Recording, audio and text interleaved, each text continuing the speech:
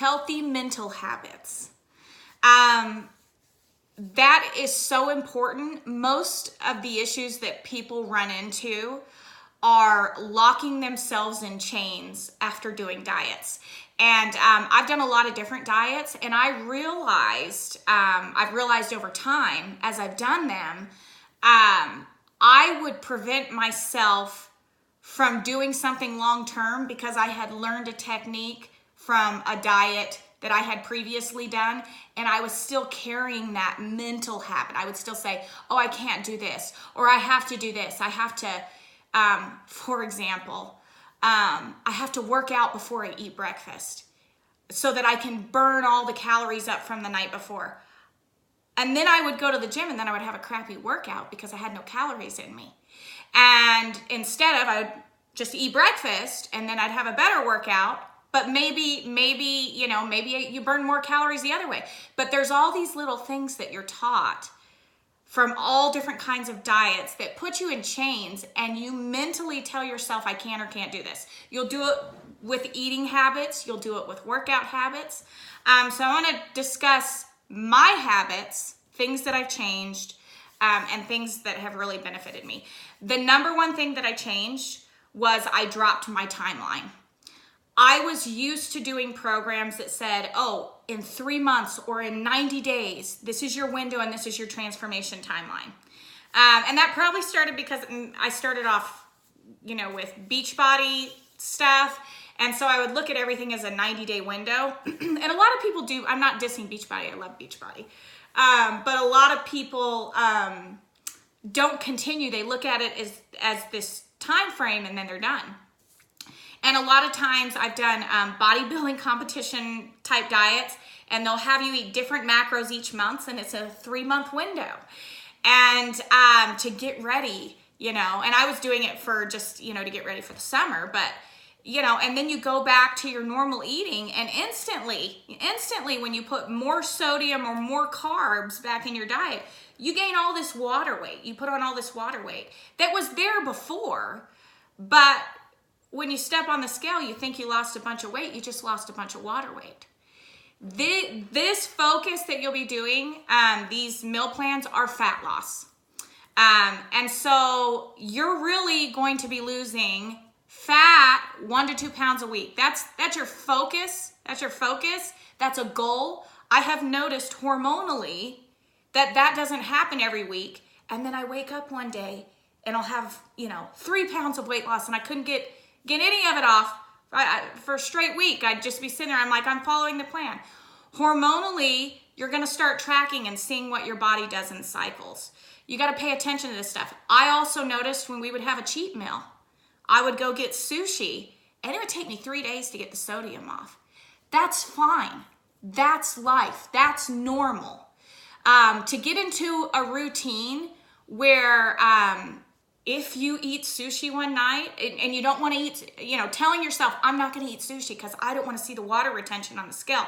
That's not healthy. You need to be okay with normal fluctuations, normal things that happen if you're going to go out and have a cheat meal. And I do recommend cheat meals. So, number one, you need to drop your timeline.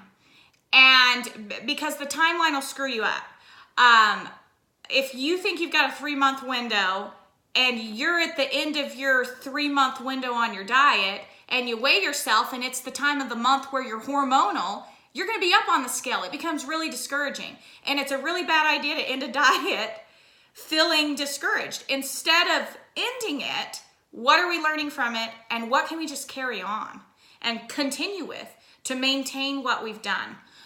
Or how can we keep going? If there's too many rules, if it's too complex, you won't stick with it. So you need to drop the timeline. I'll also say women who are thin, but are skinny fat, it's not good to even measure your progress by the scale. Because and also if you're within your normal body weight but you want to change your physique and you are looking for some weight loss and fat loss, it's still not good.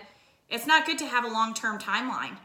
Because for skinnier people or petite people, you're going to lose way less weight. Like my husband last night, he started yesterday counting macros. He got up, stepped on the scale, 2 pounds are off, okay? I'm off 0.4, okay? Tiny people are gonna lose less weight. That's just how it is. Women are gonna lose less weight than their husbands, and it's really discouraging. When he stepped on the scale and told me, I was like, ugh, like I was disgusted. But it's fine. That's what it is. It's fluctuations in, and water. It's okay. It's okay. So drop the timeline. Now I mentioned that you should give yourself cheat meals. One of the things that really bugs me is when I see fitness people that they say you can have a cheat meal, but then they don't tell you how to have that cheat meal. Or they'll only post pictures of themselves holding like a giant pizza or a donut. And I'm like, they're eating that once a week. And then all the other meals they're not sharing with you. And it's because the secret is in the healthy meals. The secret's not in the donut or the pizza.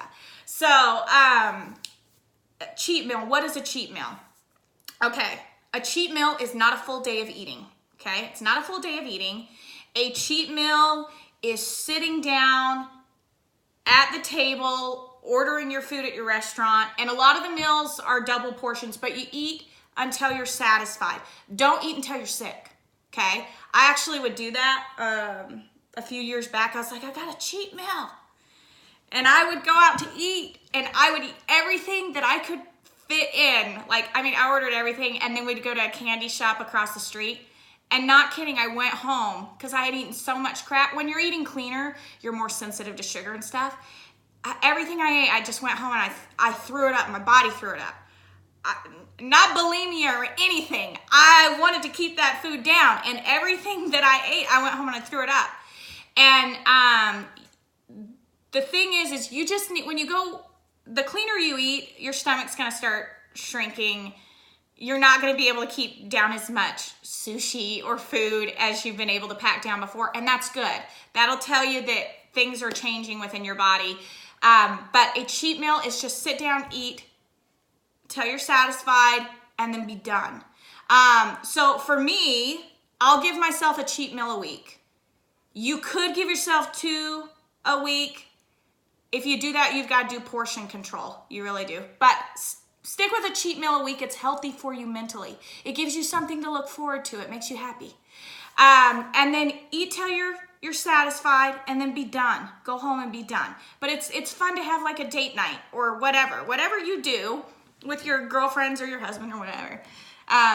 It's fun to have that cheat meal set aside. I also have a cheat dessert that I allow myself. And so I split those up. I don't do those in the same night, unless I'm really just dying to eat the dessert that's there. But that way I have this little extra window. If I'm just having one of those nights and I need, some Dairy Queen, I'll go get it. Now, when I order my dessert, I personally, I keep it to what an actual portion size is. Now, we all know when you go to McDonald's and you order a meal, it's actually kid size, okay? A kid size is actually an actual portion size. So I order a small, but I'll tell you what, for me, it's satisfying. My husband will order something bigger. He can handle it. But I don't do cheat meals unless I feel like cheat meals or dessert meals. When you get really in the zone, you'll feel like you don't need them. But I always give myself permission. I say, I have this. I can do it if I want to. And I do. I'll pack the kids in the car and we'll go out specifically for a small ice cream. I don't keep it in the house. Keeping stuff in the house is a bad idea. But you need cheat meals. Also, if you've done low carb diets before, your temptation is going to be, so you can lose weight quicker, you're going to say, oh, I need to cut my carbs. Not with this diet, okay? Not with this diet. Your carbs are essential for you to have energy so you don't binge eat. They are going to keep you satisfied so you can have a good workout if you're working out. And I hope you're working out. If you're not, you're not. But you saw my results. Most of my results came